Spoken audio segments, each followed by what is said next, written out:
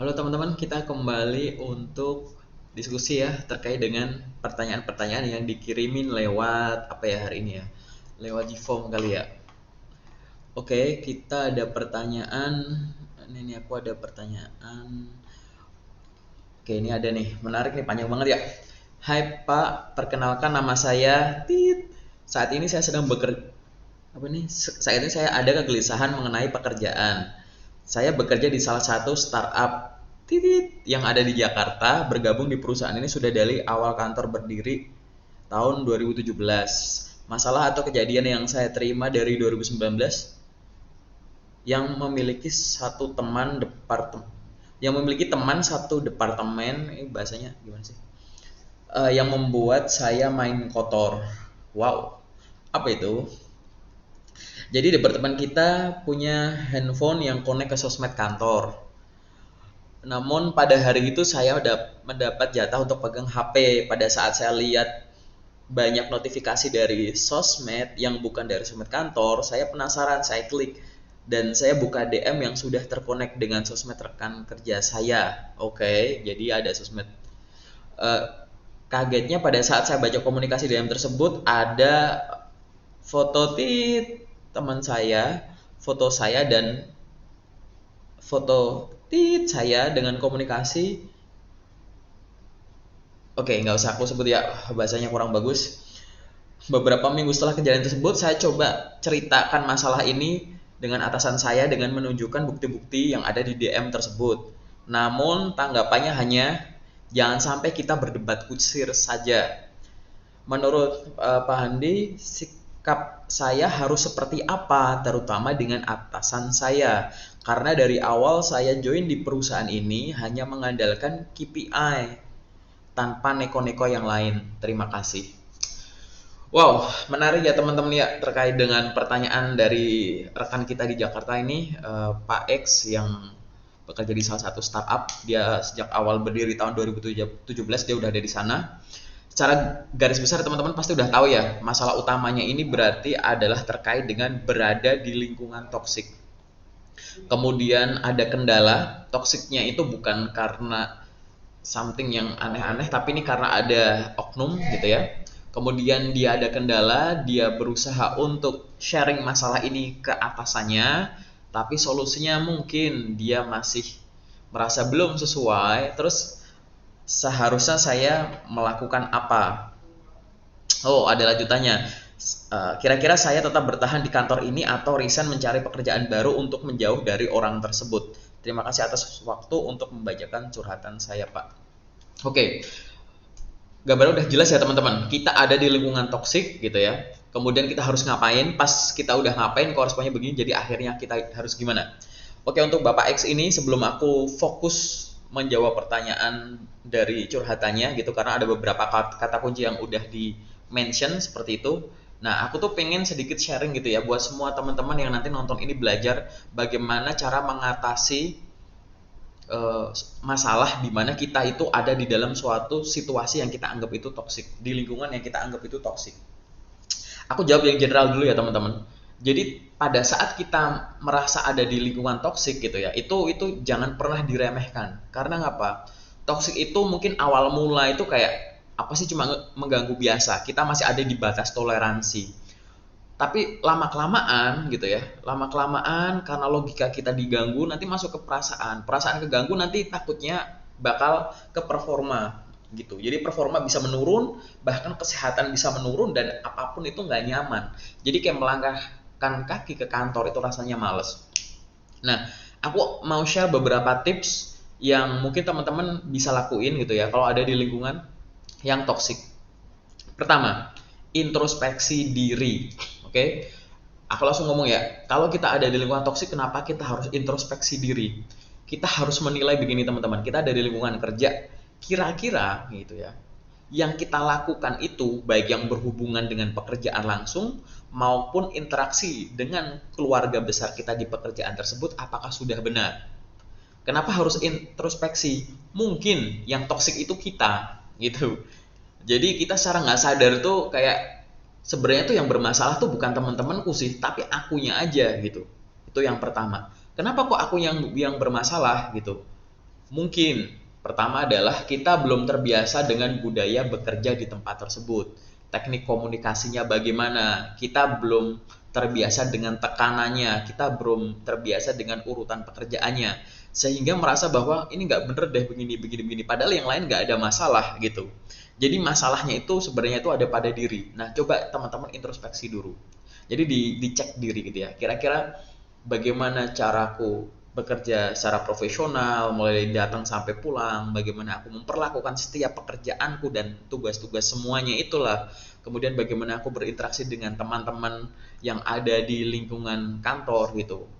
Kalau udah dipastiin itu gitu ya, selanjutnya yang harus teman-teman lakukan adalah jadi berfokus saja pada pekerjaannya gitu. Misalnya depanku ada laptop nih, udah fokus saja sama yang dilakuin. Teman-teman bekerja itu untuk apa? Balik lagi ke sana, fokus gitu. Tapi tetap ya teman-teman, kalau aku sarannya cuma tunggal fokus gitu, ini kan toxic, ini kan sesuatu yang berulang, berulang, berulang. Jadi susah fokus. Nah, toxic itu dalam tanda kutip biasanya kan muncul karena dari sisi orang gitu ya, teman kantor gitu. Nah, kalau teman-teman udah bisa menandai nih gitu, oh ternyata yang bermasalah bukan aku, yang bermasalah bukan perusahaannya atau pekerjaan, tapi ada suatu orang nih yang sebenarnya kurang bagus gitu ya. Coba teman-teman kalau memang tidak bisa menghindar dari orang ini gitu ya, teman-teman coba kelilingi atau buat orang-orang positif itu ada di sekeliling teman-teman gitu. Jadi kayak teman-teman tuh ada di lingkungan yang positif. Jadi gini, hal itu kadang menjadi masalah bukan karena masalahnya, tapi karena respon kita terhadap hal tersebut. Misalnya kalau nggak penting, nggak harus kita bereaksi kok. Mungkin kayak abaikan gitu ya, gitu. Karena teman-teman tahu bahwa aku datang ke kantor itu untuk melakukan ini, bukan untuk memberikan perhatian atau feedback berlebihan terhadap hal ini gitu. Kira-kira teman-teman itu bisa nggak gitu. Terus yang selanjutnya jangan sampai lupa tadi dimention dari teman kita ini bahwa kita itu harus bekerja secara profesional. Jadi profesional saja gitu. Jadi coba pisahkan antara tadi ya yang sifatnya itu pribadi dan sifatnya dengan bisnis atau pekerjaan. Jadi being profesional aja dulu gitu. Jadi nanti kalau udah diseparasi seperti ini, nanti sikap kita, perlakuan kita gitu ya, atau bagaimana kita menata hati itu enak gitu. Jadi nggak selamanya, jadi gini, biasanya kan kalau lingkungan toksik itu kan dalam tanda kutip kadang moodnya itu udah dibawa pulang tapi masih kayak oke, toksiknya di kantor tapi bad moodnya sampai ke rumah gitu kan. Nah, coba teman-teman itu jadi profesional saja gitu. Jadi kayak oke, urusan pribadi sama enggak ya sudahlah kayak begitu. Kenapa aku sampaikan ini? Karena tadi di curhatan ya kalau teman-teman baca bahwa ada di inbox di DM-nya itu ada foto yang hubungannya sama si teman kita ini, terus orang yang dianggap toksik sama seseorang spesial yang berhubungan dengan si temanku ini, gitu. Jadi kan kayak ya udahlah, urusan pribadi sama kantor coba dipisahin gitu ya. Terus lagi balik lagi, tadi bilang apa tadi? Tadi bilang bahwa karena saya di kantor cuma kerja berdasarkan KPI. Loh itu bagus gitu ya. Ini adalah eh, saranku yang selanjutnya yaitu bekerjalah gitu ya mengikuti aturan kantor. Mengikuti aturan kantor itu adalah kalau kantor punya larangan, artinya kan larangan itu kan segala sesuatu boleh dilakuin kecuali larangan ini gitu ya. Ya sudah bekerjalah seperti itu. Oke. Saya bekerja cuma berdasarkan KPI dan breakdown-nya pasti ya kayak gitu. Loh itu malah bagus. Jangan kalau ada toxic malah teman-teman lawan pakai toxic juga kayak gitu. Jadi kayak dia berlaku nggak baik, kita juga ya udah kita balas, jangan seperti itu gitu. Jadi ikuti saja aturan kantor. Kenapa aturan kantor itu harus diikuti? Nah, jadi kayak gini teman-teman. Pada saat kita ada di lingkungan toksik, biasanya tuh selain hubungannya sama feeling, nanti hubungannya nanti bisa ke kayak politik perusahaan gitu. Nah, jadi kayak ada suatu hubungan interaksi antar manusia yang nanti akan berhubungan dengan performa dan pencapaian target tentunya. Nah, kalau udah ada di situ, teman-teman mungkin bisa pakai teori Uni, tapi nanti silahkan diuji sendiri ya berdasarkan lingkungannya. Jadi gini, the best politics is result gitu. The best politics is result. Jadi politik perusahaan yang bagus gitu ya, atau cara menunjukkan itu yang bagus adalah dengan hasil gitu. Result ini bisa ditunjukkan dengan apa? Kalau ada orang yang toksik, biarkan saja, tunjukkan performa teman-teman itu baik. Kalau teman-teman ada target, targetnya baik. Kalau teman-teman ada orang-orang kantor banyak, tetap bersikaplah baik gitu. Result ini tidak cuma diterjemahkan sebagai ya hasil apa yang bisa kamu peroleh di fungsi posisi itu, nggak cuma itu. Tapi adalah result itu sesuatu yang positif yang hubungannya sama semua hal, dari target baik, dari berperilaku baik, attitude-nya baik gitu ya, berkomunikasi dengan siapapun, mulai dari yang mungkin mohon maaf kayak teman-teman security gitu ya, teman-teman OB, sampai itu memang bos teman-teman, perlakuannya sama gitu. Jadi itulah yang harus dilakukan gitu. Nah, yang terakhir adalah gitu ya, tadi di teman kita tuh tadi kan nyebut bahwa saya tuh jadi ikutan toksik gitu ya gitu. Nah, terus yang selanjutnya adalah saya udah berusaha nih ngomong sama atasan, tapi atasan saya kayak bilang jangan kayak debat kusir lah, udahlah gitu. Nah, dengan teman-teman eh, sadar terkait ini gitu ya, hal paling utama sih apa sih sebenarnya kalau ada di lingkungan ini secara general? Kontrol diri yang baik. Kontrol diri yang aku maksud tuh kayak gini loh. Paling simple ya, kalau ada sampah, taruh di tempat sampah. Kalau ada piring bersih, taruh di rak piring. Kalau ada kain habis dicuci, ya taruh di setrikaan misalnya gitu. Jadi menaruh segala sesuatu di tempatnya. Kontrol diri itu seperti itu. Jadi sikap diletakkan pada tindakan yang seharusnya. Yang dilakukan oleh teman kita ini benar nggak? Benar gitu ya. Untuk Bapak yang tidak bisa saya sebut, yang Anda lakukan itu sudah benar. Bahwa Anda tahu punya masalah. Ya, Anda tahu punya masalah dan Anda itu melakukan kontrol diri yang baik, yaitu apa? Mencoba untuk sharing ke atasan dengan membawa bukti, bukan untuk menjatuhkan, hanya untuk menjelaskan bahwa Pak ada fenomena seperti ini yang mengganggu saya, takutnya nanti akan mengganggu performa saya pada saat saya bekerja. Itu sudah ada kontrol diri yang bagus, bukan kayak orang toksik langsung dia hajar, gitu ya Pak ya gitu. Tapi di situ kan responnya mungkin teman-teman belum udah paham ya bahwa responnya belum memuaskan gitu ya untuk Bapak ya. Jadi kalau misalkan kita sudah melakukan itu, apakah kita serta-merta resign? Jangan gitu. Jangan lupa di kantor itu ada HR gitu. HR itu dia itu jembatan antara karyawan, pekerja atau mungkin calon kandidat dengan perusahaan. Jadi pada saat teman-teman ada masalah yang hubungannya sama toxic dan lain-lain, atau mungkin nanti ada hubungannya dengan konflik di kantor gitu ya, maka teman-teman silahkan sharing ke HR dulu. Jadi jangan kepikiran seperti tadi buru-buru gitu langsung loncat. Yang dilakukan sudah benar, ada masalah, solusinya ke atasan. Atasan kurang oke, ke HR dulu. Karena kalau udah ke HR nanti dia bisa breakdown sebenarnya ini masalahnya apa. Dia bisa membantu teman-teman tadi. Tips-tips yang di awal yang aku kasih tahu bahwa begini loh sikap kita seharusnya pada saat ada di lingkungan toksik. Kalau teman-teman bingung untuk mengidentifikasi sudah saya lakukan belum ya yang ini ya yang ini udah belum ya gitu ya.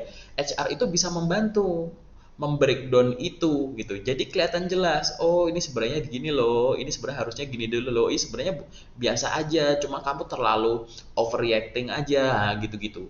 Jadi untuk Bapak ya, aku saranin sharing dulu sama HR. Terus kalau nanya ke aku pribadi, apakah saya harus resign dari kantor untuk menghindari orang ini gitu? Kalau buat aku jangan gitu. Karena kalau cuma oknum satu orang yang bermasalah gitu ya, terus Bapak itu tiba-tiba resign, kan aneh.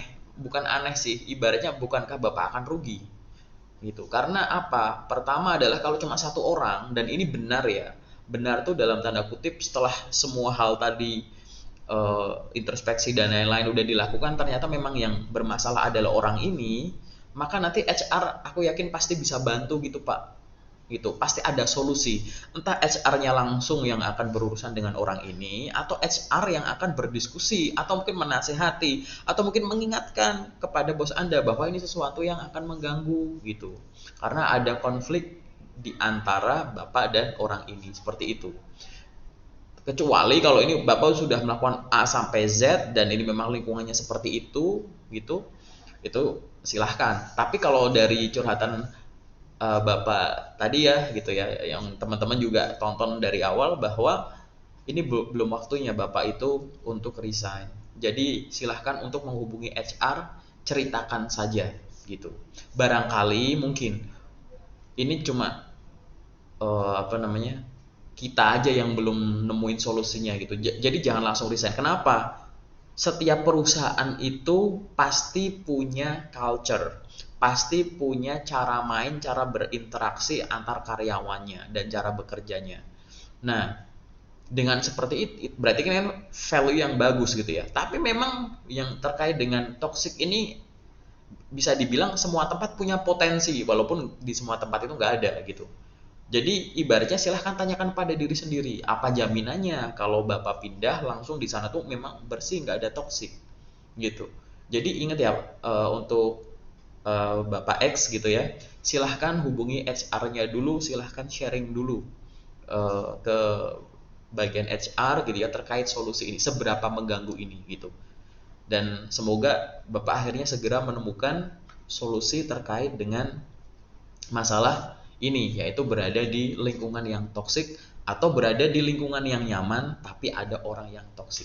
Paling sementara itu dulu dari aku. Silahkan teman-teman yang lain yang nonton ini, kalau memang ada hal yang ingin di-sharingkan silahkan.